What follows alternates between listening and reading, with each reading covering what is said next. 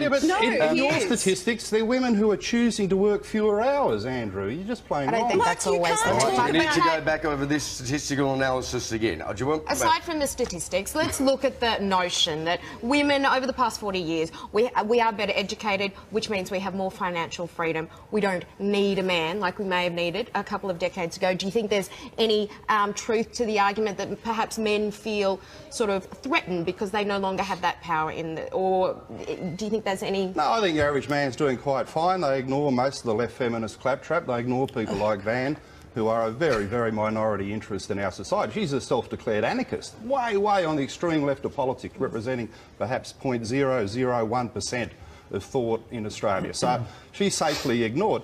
The real issue for men is, can they keep up in the education system? At the moment, among university graduates leaving every year, 40% are male, 60% are female, a massive advance for women in this country. And when you look at the bottom of society, when you get away from Van's debate about women like her, because left feminism is essentially selfish. Can I speak, Andrew, without you being a participant? Are you a participant in this show or a host? Are you a professional host or a participant? I'm trying to get to the bottom of the issue, but you try and insult the other guest. Are you the host of this program, professional and cool? Or a participant? You should declare what you're doing at the beginning of the segment. You should declare your interest at the beginning of the segment. Because I can tell you the viewers had a gutful of you having a bet each way.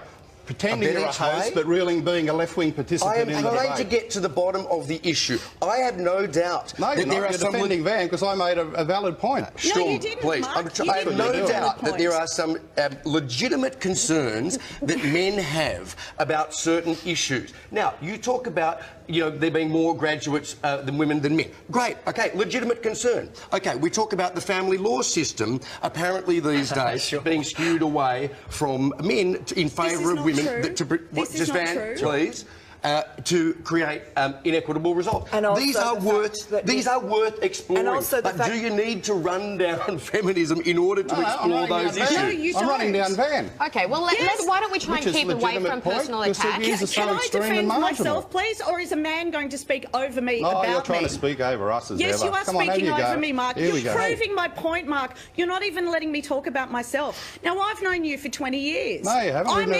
I met you when I was an undergraduate at the University of Wollongong. Well, you know for a fact I'm from a working class family from the suburbs of Sydney, and I write about that in my work all the time. You have to deal with the fact, Mark, that your position is the extremist one.